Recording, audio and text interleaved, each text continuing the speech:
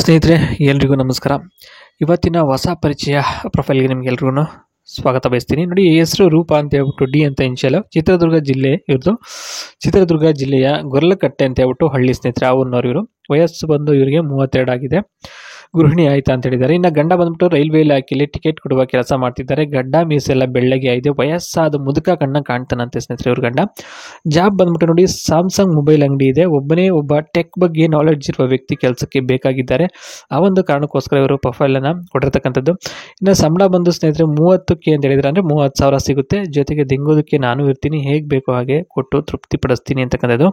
ಇದು ಹೊಸ ಪರಿಚಯ ರೂಪ ಡಿ ಅನ್ನುವರ ಒಂದು ಪ್ರೊಫೈಲ್ದು ಶಾರ್ಟ್ ಇದಾಗಿರುತ್ತೆ, ವೆರೈಟಿ ಆಗಿರುತ್ತೆ. ಇನ್ನು ಮೊಬೈಲ್ ಶಾಪ್ ವರ್ಕ್ಸ್ ಏನಪ್ಪ ಅಂತಂದರೆ, ಮೊಬೈಲ್ ಅಂಗಡಿಲಿ ಕೆಲಸ ಏನಪ್ಪ ಅಂತಂದರೆ, ಮೊದಲನೇದಾಗಿ ಅತ್ತೆ ಗಮನ ಸ್ವಲ್ಪ ನನ್ನ ಕಡೆನೇ ಇರುತ್ತೆ, ಆದರೆ ಗಂಡನ ಗಮನ ಕೆಲಸದ ಕಡೆ ಇರುತ್ತೆ.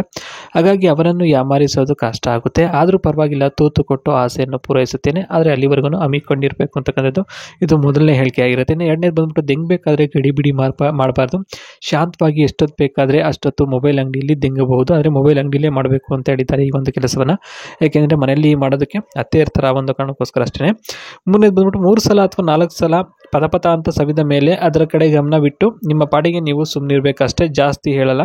ಇವೆಲ್ಲ ಹಠ ಮಾಡೋದು, ಇನ್ನೊಂದ್ಸಲ ಮಾಡ್ತೀನಿ ಅನ್ನೋದು ಅವೆಲ್ಲ ಮಾಡಬಾರ್ದು ಅಂತಕ್ಕಂಥದ್ದು ಇವರು ಹೇಳಿಕೆಯನ್ನು ಕೊಟ್ಟಿರ್ತಕ್ಕಂಥದ್ದು. ಇನ್ನು ಮೊಬೈಲ್ ಅಂಗಡಿಯಲ್ಲಿ ಕೆಲಸ ಮಾಡಿದರೆ ಏನು ಉಪಯೋಗ ನಿಮಗೆ ಅಂತಂದರೆ, ನೋಡಿನಿ, ಮೊದಲನೇದಾಗಿ ಕಷ್ಟಪಟ್ಟು ಕಷ್ಟ ಸುಖ ಏನೇ ಇದ್ರೂ ಕೂಡ ವಿಚಾರಿಸ್ತೀವಿ. ಹಾಗೆ ಹಬ್ಬ ಹಾಗೂ ಇತರ ಏನೇ ಸಮಾರಂಭಗಳು ನಡೆದರೂ ಕೂಡ ಮನೆಗೆ ಕರೆಯುತ್ತೀವಿ, ಇದೊಂದು ಉಪಯೋಗ. ಓಕೆನಾ.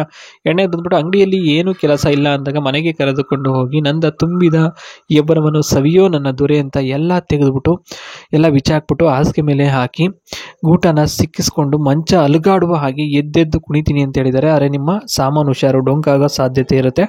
ಮೂರನೇದು ಬಂದ್ಬಿಟ್ಟು, ವರ್ಷಕ್ಕೆ ನಿಮ್ಮ ಜನ್ಮದಿನಕ್ಕೆ ಒಂದು ಮೊಬೈಲನ್ನು ಗಿಫ್ಟ್ ಕೊಡ್ತೀವಿ ಅಂತ ಸಹ ಹೇಳಿದ್ದಾರೆ. ಇನ್ನು ಕೊನೆಯದಾಗಿ ಏನಪ್ಪ ಹೇಳಿದ್ದಾರೆ ಅಂದರೆ, ಆದಷ್ಟು ಬೇಗ ಕೆಲಸಕ್ಕೆ ಸೇರಿಕೊಂಡ್ರೆ ಒಳ್ಳೆಯದು, ಜಾಸ್ತಿ ಸಮಯ ಇಲ್ಲ ಅಂತಕ್ಕಂಥದ್ದು. ಇದಿಷ್ಟು ಇವತ್ತಿನ ಒಂದು ಪ್ರೊಫೈಲು. Thank you.